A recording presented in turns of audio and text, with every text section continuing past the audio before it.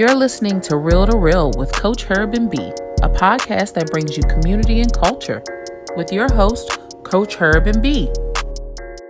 Hey, what's up, y'all? This is Coach Herb, and I'm joined by my homegirl B. And once again, we have another special guest, and Mr. Ben is in the background, and we have a guest named Mr. Dylan Hughes. How you doing, Dylan?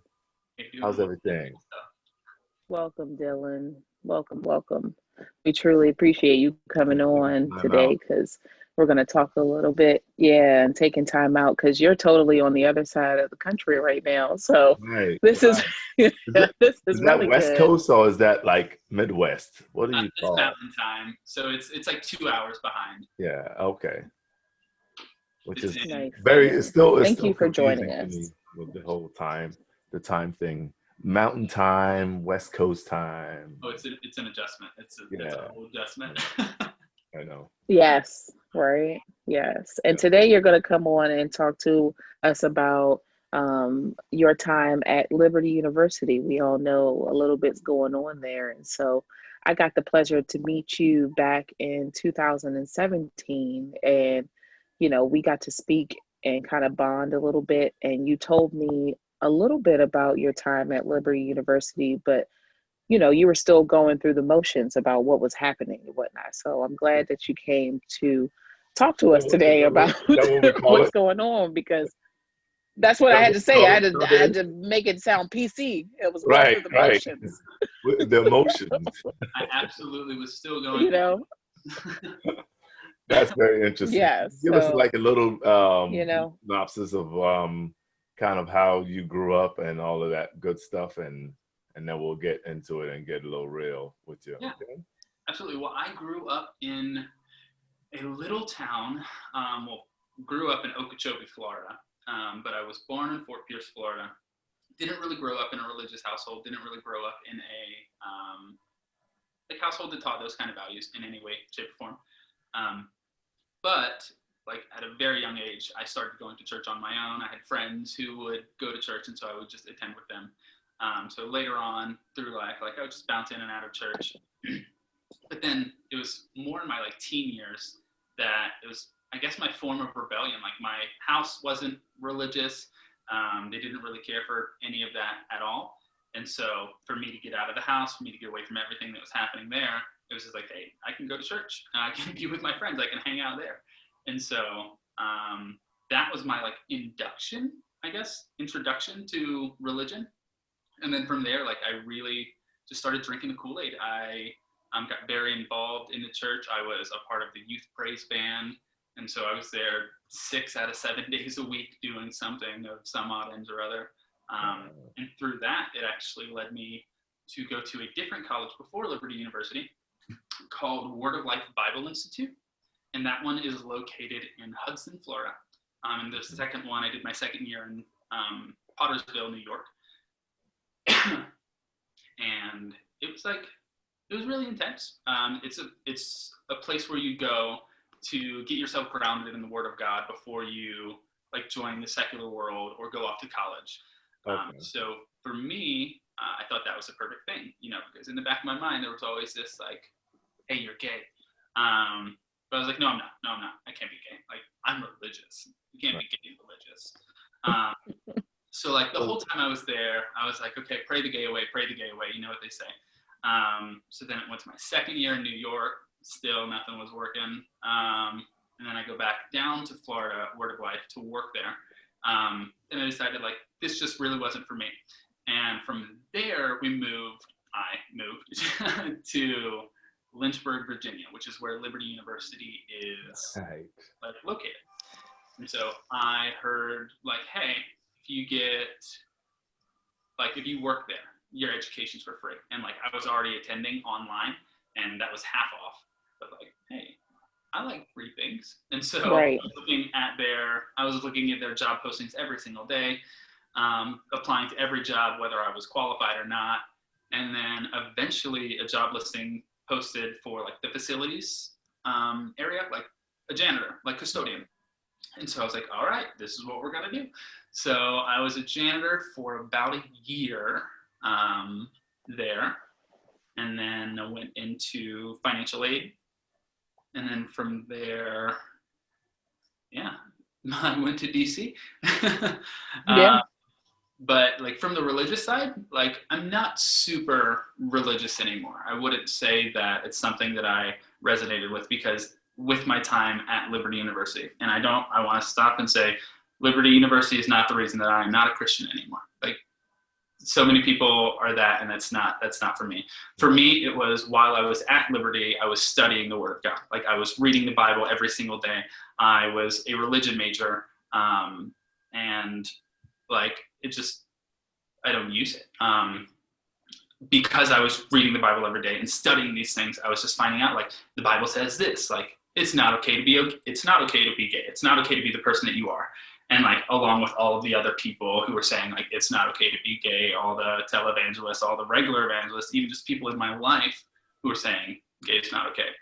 And then there's this other side of me that was like, well, this is who you are. There's no escaping it. You've been trying to escape this forever.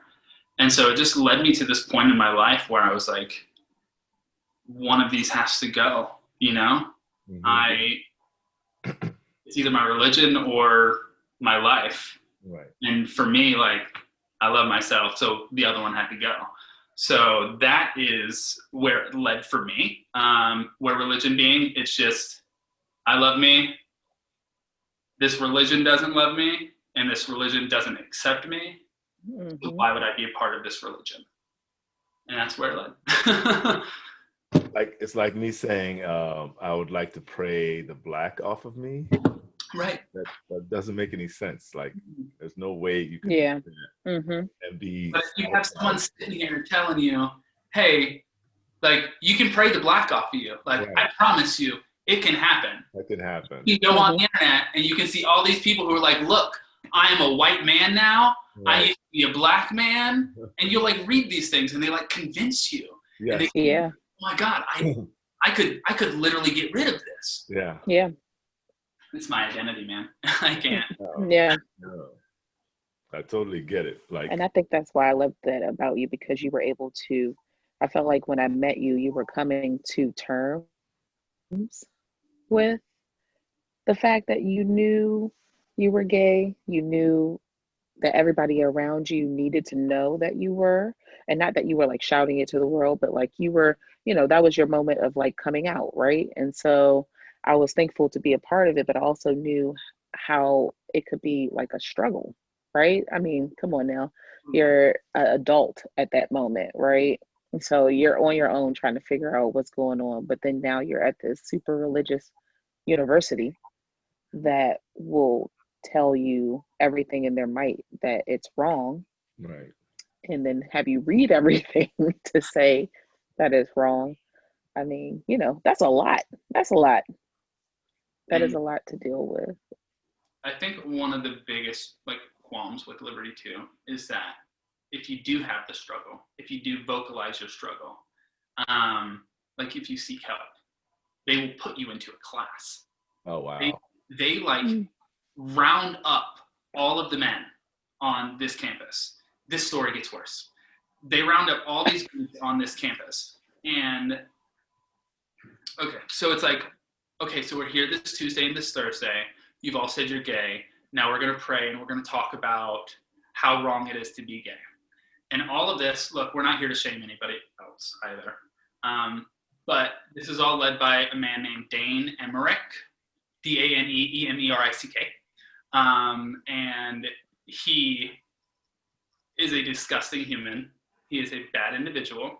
And he preys on these young men who go into this class. He himself is, I'm sorry, my heart rate's going up. He himself is just a very, very bad man.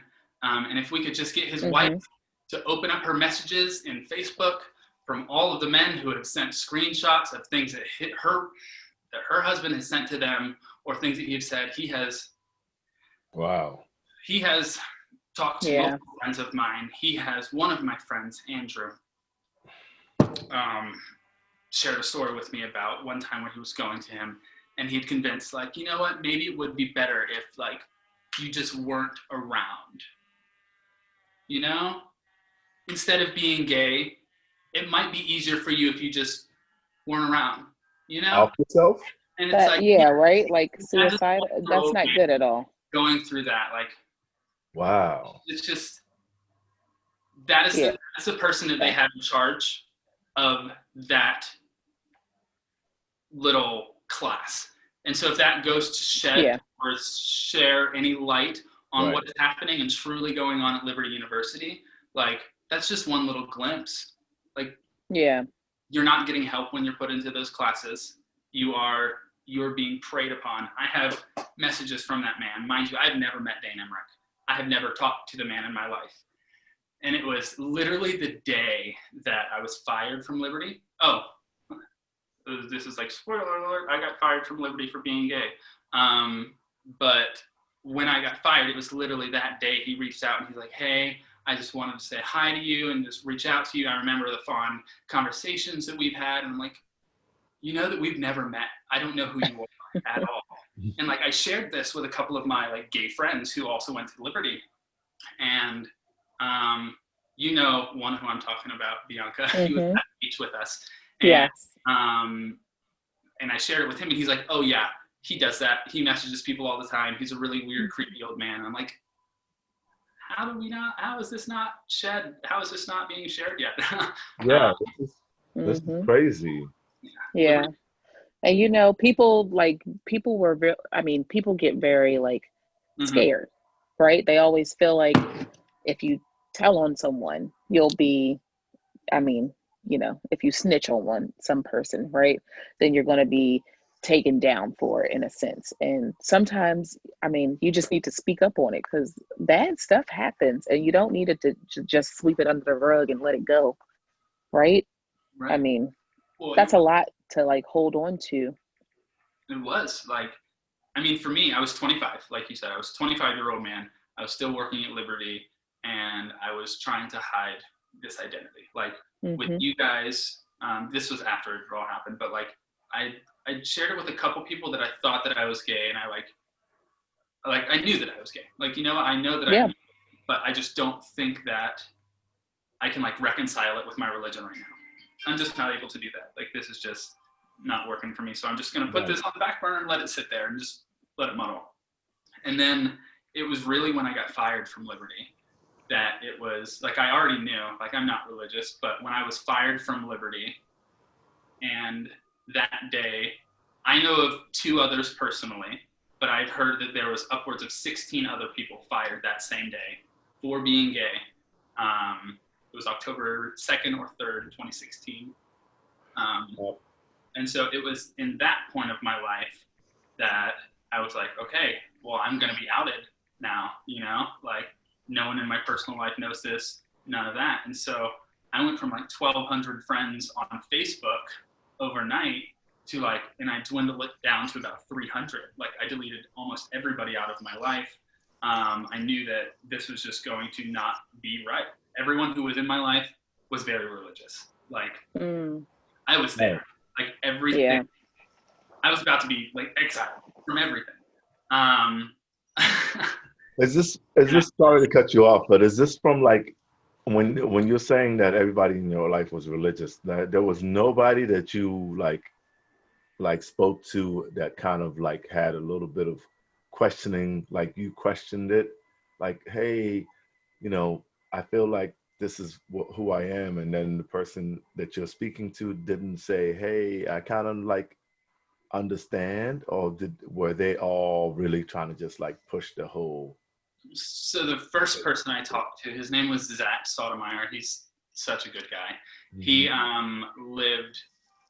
he worked with me in financial aid, and I just got promoted to be like a financial aid advisor. And so on Tuesdays and Thursday nights, we would go over to Liberty University online, and like we'd take questions from the academic advisors for financial aid.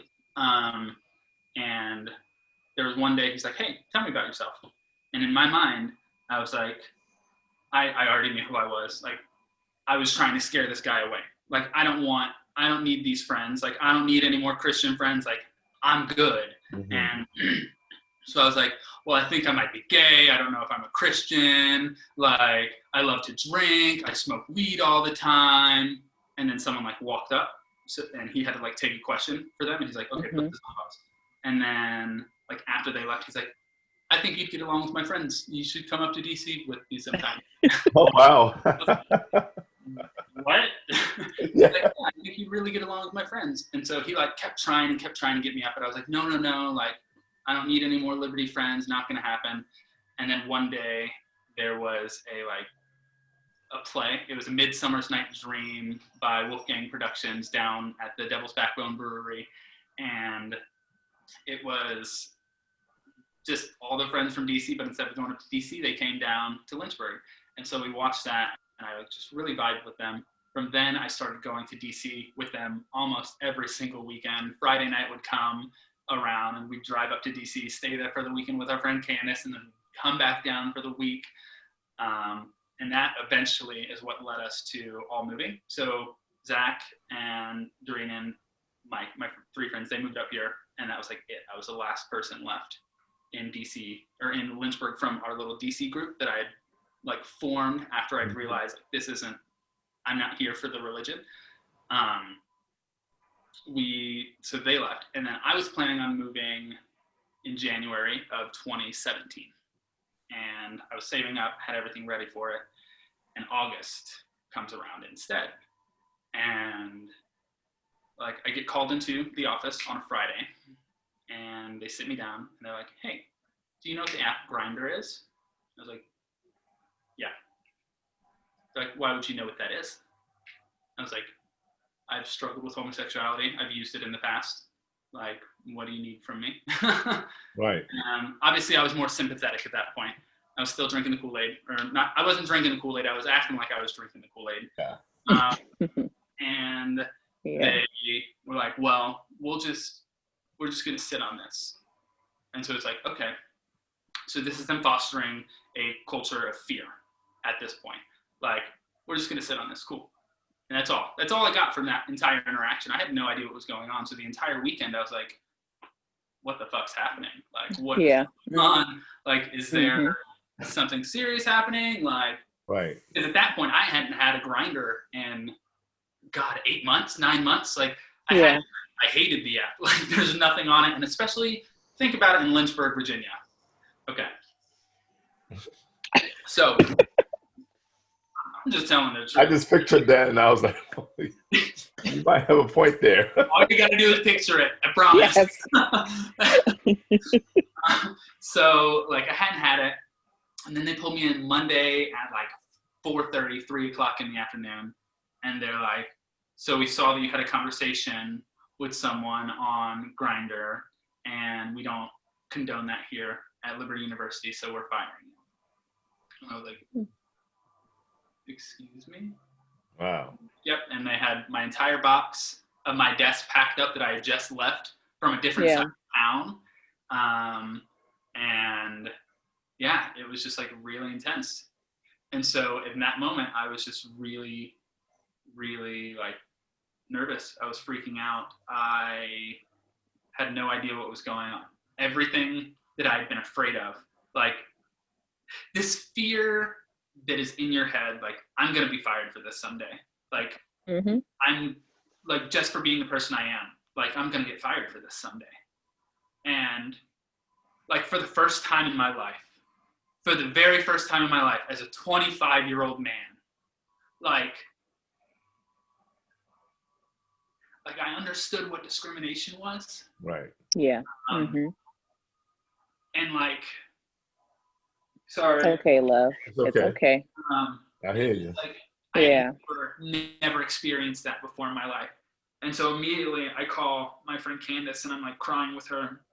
And I'm like, this is what's happening. This is what's going on.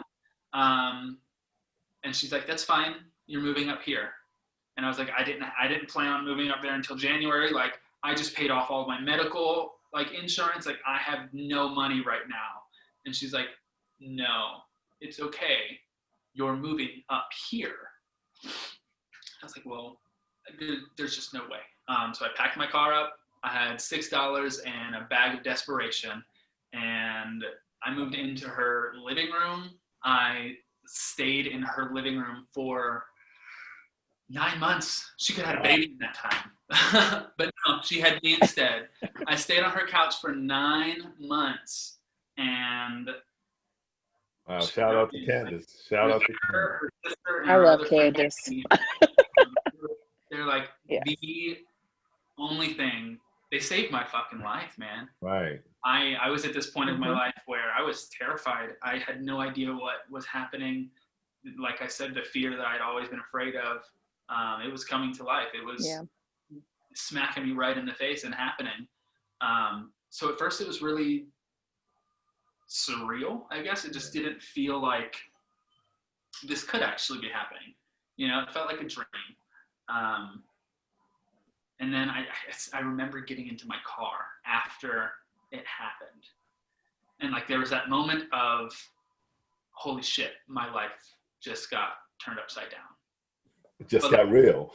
Yeah. But my radio was on, and there was a song by Ben Rector that started playing. And it was like, when I close my eyes and pretend and dance like nobody's watching, something like that. And then it's called Brand New. The song is called Brand New. And by the end of the song, it's like, and I feel like I've been renewed. I feel brand new. And like, even in that moment, it was like, okay, this is a good thing. Yeah. Because it was something I'd been afraid of. It's something I'd been toying with. No. Now, to some friends, I talked to some friend and told them like, hey, I'm gay. While others, it's like, praise God, praise God. Yeah. And it got to that point where I was like, you know what? I'm gonna be who I'm gonna be. So I moved to DC that September. So September 2016, and then I officially came out like on Facebook and to my family the next month in October. And that was really great. So it's almost been, I guess, 4 years now since I've been out. Mm-hmm. How was the reaction with your family? Say again? How was the reaction with your family? Completely different from what I thought it would be. Oh, really? Yeah. Cool. So Yeah. I sat down, and my dad wasn't home. He was still like out working on cars. And so I sat down and I was talking with my mom. And I was like, yo, like, you know I'm gay, right? And she's like, well, I never wanted to assume. But you've always been sensitive. That's so funny. I was like, I wanted to assume, but I had a feeling. yeah. All right. Okay, cool. So this one was easy. That was great. So that's how we're going to do this with my dad. All right. So then he like walks through the door, and like I just like blew up out of my mouth. He just like walked through the door, and I was like, Dad, I have to tell you something, I'm gay. And he's like, he looked at me, and he just walked upstairs. And didn't see him for like 10, 15 minutes. I was talking to my mom. I was like, what the fuck is going on? Like, you about to come down and shoot me? Like, what's happening? And then he's like, come on, we need to smoke about it. And so like we go out back, and he just rolled like 4 joints. So I'm like, all right, so this is how we're doing it. So we went out back, and we just smoked like 4 joints and talked about it. And bonded. And he's like, are you happy? Right. Like, probably the happiest I've been. He's like, will you be happier? I was like, probably. He's like, then I'm fine. I don't care. I want you and your brother to be happy. Yeah. And it was like a really cool moment, just because like I've never felt super close with my parents. Like they raised me and my brother very independently. Like they've raised us that if anything ever happened to them, we would be set. And like they've raised us that way, but almost at a fault to them, only because it's like we're so independent now. Yeah. But it's like we had that moment where it was like, okay, we're seeing eye to eye. We're both adults.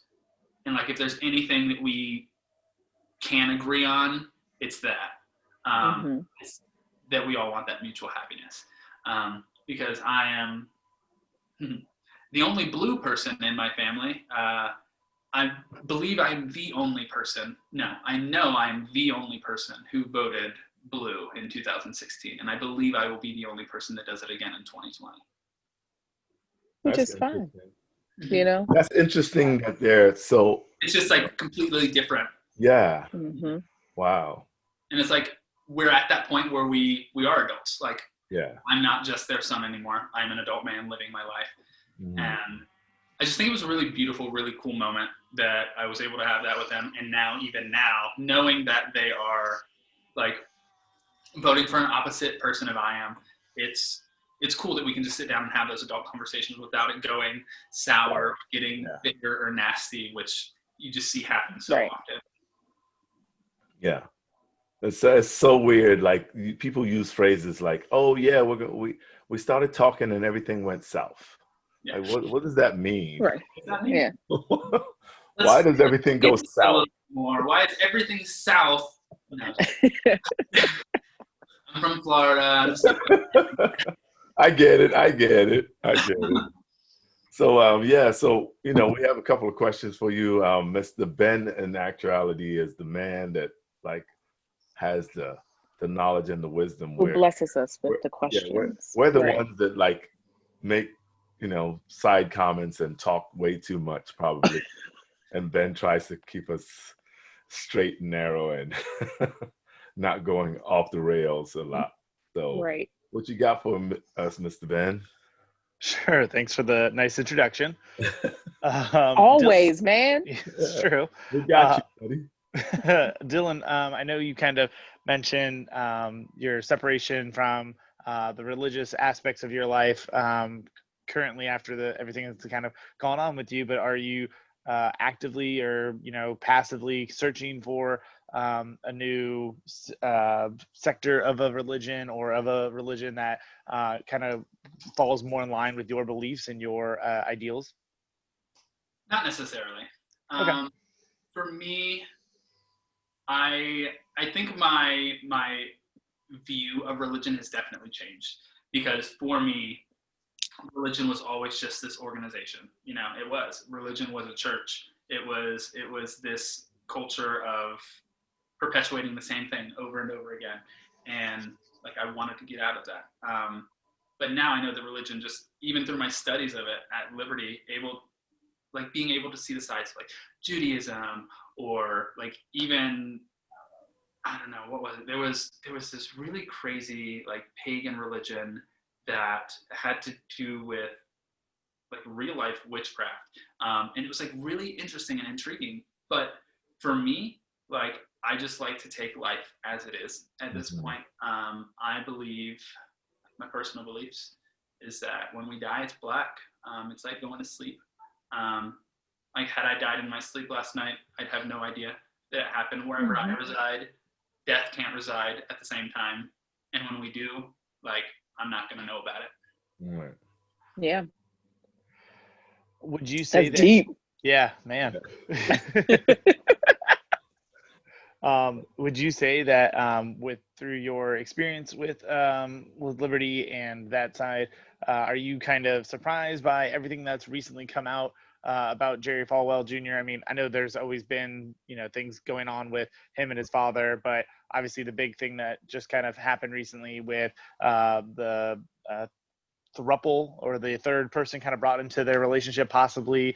I love that word. Has that surprised you as the reaction from Liberty, for them to finally distance themselves from him? Has any of this really kind of taken you aback, or what are your viewpoints on it? So it doesn't surprise me.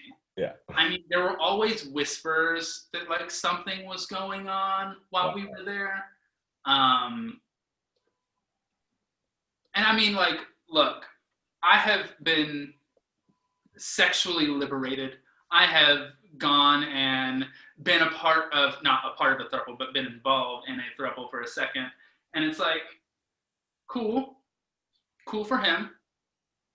But the way that he was doing it, it's just, it is literal hypocrisy. The way that he is condemning everybody and condemning the gays, condemning just liars, condemning alcoholics, condemning literally any person that doesn't fall like directly in line with the tracks and things that he has laid down, then they're like ostracized. They're out. They're not a part of it anymore. And it's like, you weren't falling into your own track, sir. Yeah. You kicked out of your own university. Right. Sucks, doesn't it? I'll talk to you if you want to. Give me a call. Yeah. Right. That might be a little odd. Unless there's a third person, then. Hey, you can watch me talk to someone. That's all right. Right. Yeah. So by the sounds of it, it doesn't believe that the group thinks that he's been blackmailed by this third-party gentleman that is now trying to take advantage, and it was solely just an affair with his wife. Sounds like we firmly believe that he was intertwined with that relationship. It wasn't just something his wife and this other person were doing on the side. Yes. Yeah, absolutely. I mean, and can we talk about how disgusting he is for doing that? right. Like, so everyone finds out about this throuple, right? And the first thing he does, he doesn't say like, oh yeah, bad on us. He's like, my fucking wife, she was doing it. She's the dirty one. She is gross. And it's like, bro, Really? watching it. You were to it. Like you are, and then you get off. But just imagine all the other stuff that he's been hiding. Yeah. $10.5 million was his severance. Yep. Are you kidding me? That's more money than I will ever make in my life. Right. That is more money than I'd like to say right now. So that's what the fact that he condemned all those individuals just because they were finding themselves and doing what they feel is best for them. And the whole time he has been hiding this secret life. Secret life. So that what category is that? Like, is that like that hypocrisy and S&M? Yeah, I guess that would be part of the BDSM. Yeah, because I mean, for sure, he probably was maybe I don't know. I don't know what you do. Like you stab yourself, pinch yourself. What do you do when you're watching? Damn, Herb. Hey, look. I'm just trying to figure it out. Like probably pinching himself. Yeah, like maybe he enjoys being cuckolded, which is basically having somebody else be the main person in the relationship. You're subservient to basically what's kind of happening. Right. Oh God. I know. Did he call himself little pet, little doggy? What do you call himself? He might have. Who knows? Puppies and all of that. I mean, there are so many different fetishes and turn-ons and all that kind of thing. I mean, if we're being really honest right now, and why I most recently deleted Grindr. So I re-downloaded it when I got to Denver. I was going to be like, hey, let's see because I haven't had one in like 2 years in DC. I was like, look, we don't need this. We're good.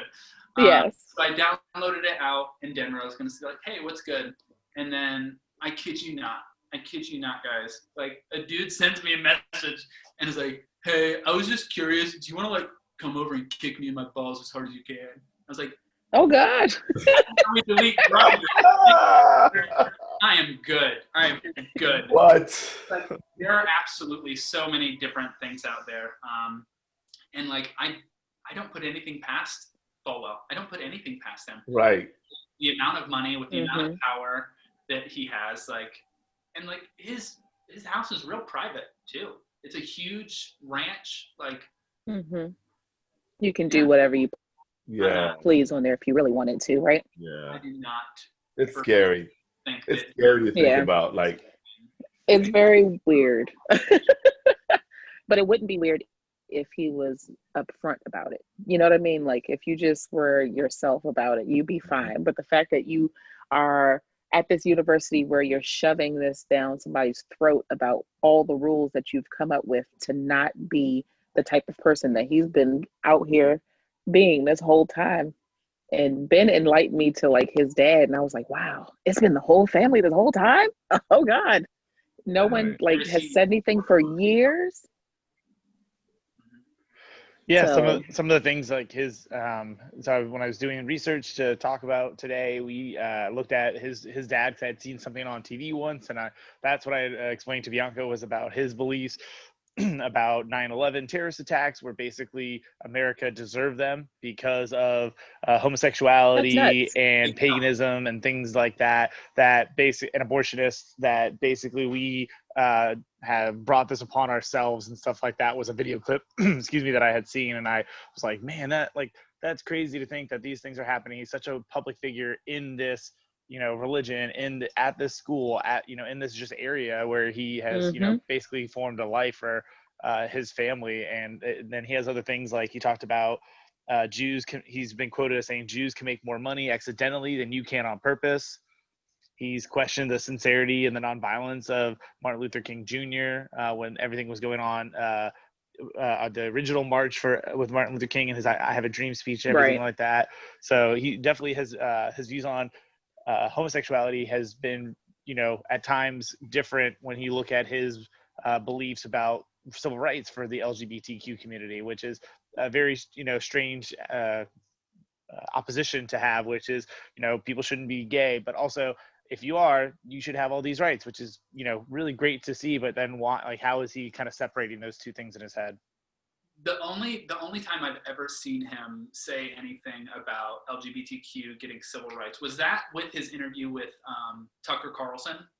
Yes, I believe so. And then there was, I think, something else where there was one other mention of it in an article or something where he had been asked, and he was saying about how, yeah, when civil rights were kind of all becoming a thing, and he's talking about the MLK and stuff like that, and people were asking about homosexuals, and he was like, I believe, everybody is created equally, and this, that, and the other. Maybe he doesn't want to see those people around, but everyone's created equally, deserves those rights. But then obviously he doesn't want anybody like that in his religion.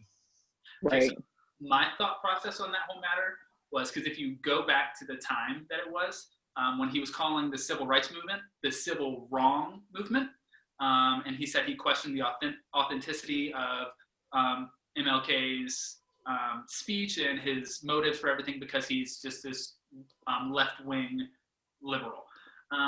So the only time I've ever seen him say anything pro-homo, pro-gay, pro-LGBTQ was with that interview with Tucker Carlson, where he's saying, I believe everybody should have the same rights.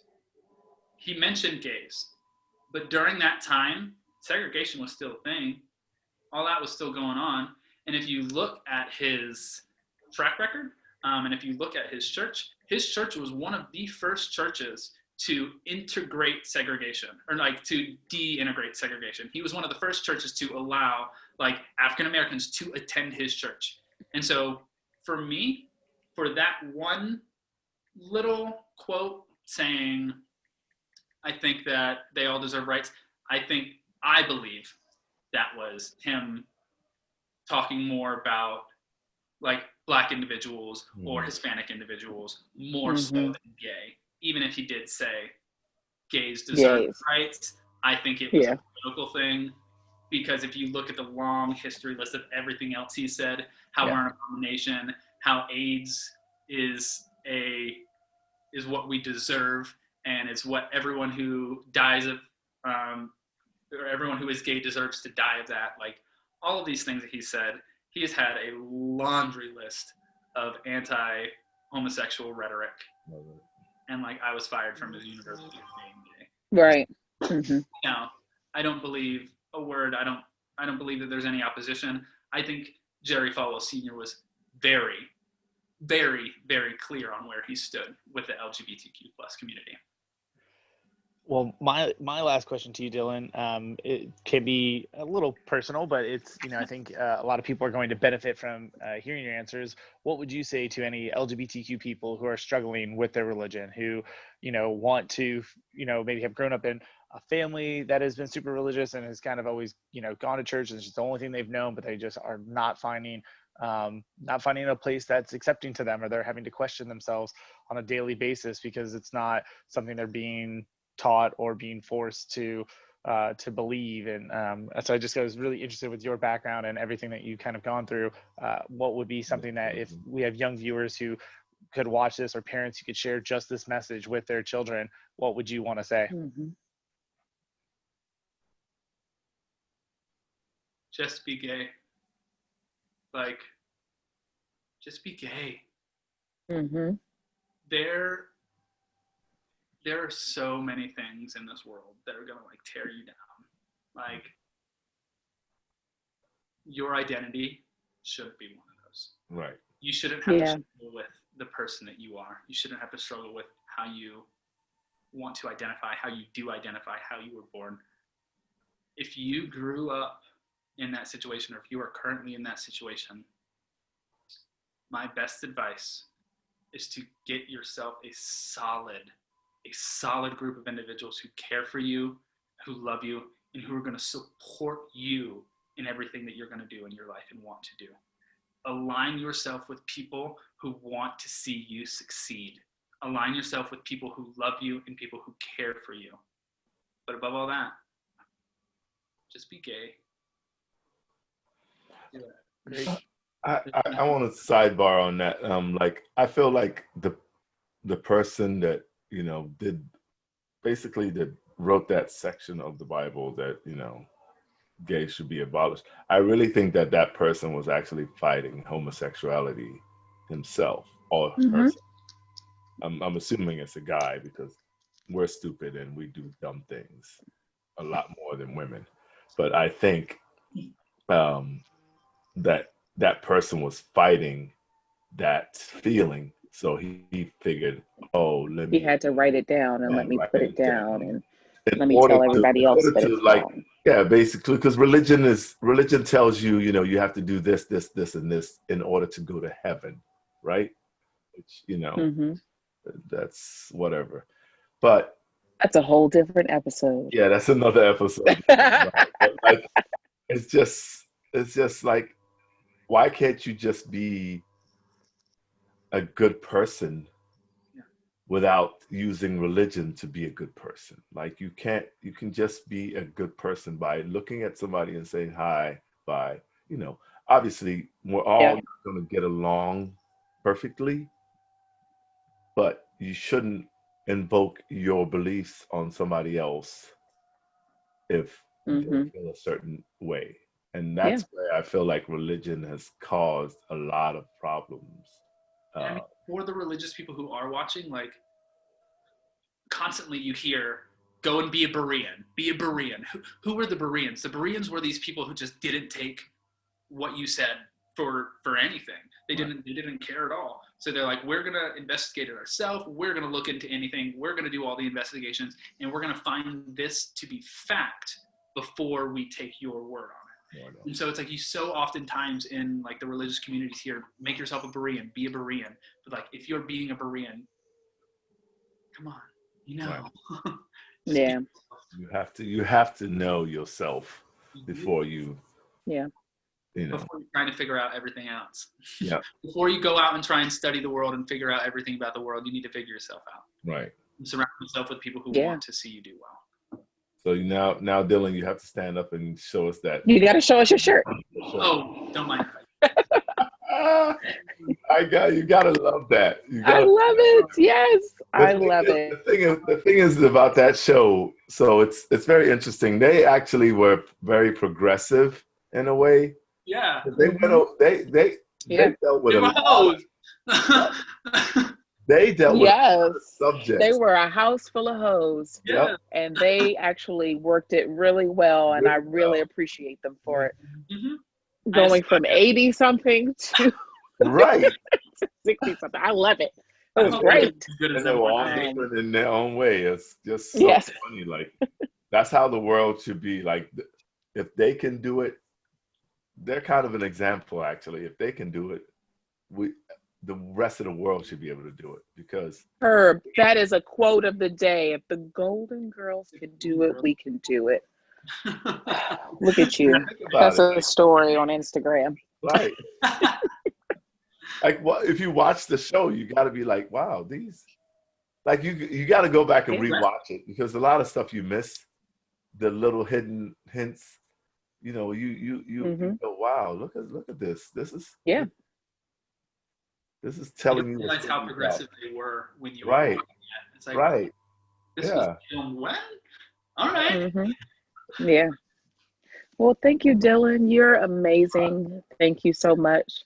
I once again appreciate you for being in my life. I will never forget that day that we sat on the beach and you decided to, you hadn't known me and Dave, but for so long, and you decided to come out to us. And I was like, okay.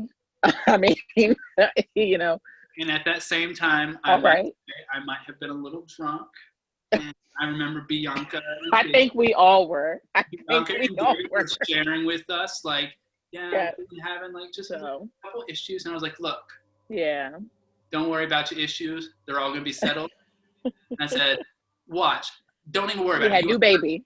You are pregnant right now, and you're going to give birth on my birthday, February 23rd. Yes. I'll have her. Yes. And that's what happened.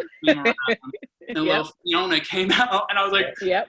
woo. Exactly. Yes. Me and Dave were trying to have a baby, and we were having, more so me, we're having a moment, and I decided to talk to Dylan about it because I'm not one to really like talk about my emotions and whatnot.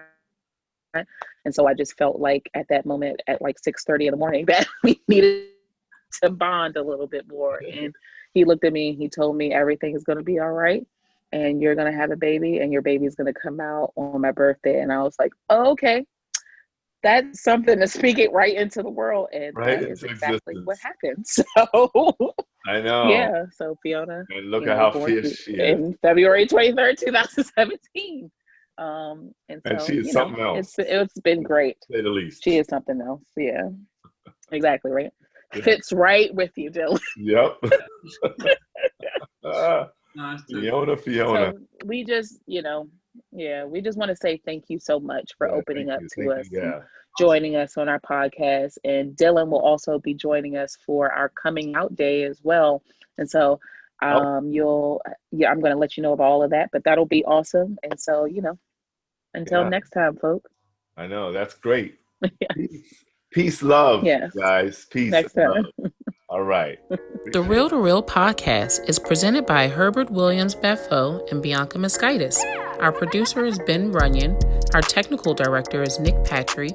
Audio and video lead is Megan Kotner. If you enjoyed this episode, please follow and like us on Facebook and Instagram at Real to Real and subscribe to us on Apple Podcasts, Spotify, Podbean, or anywhere else podcasts are found. While you're at it, if you found value in this show, we'd appreciate a rating on iTunes. It's been real with Coach Herb and B.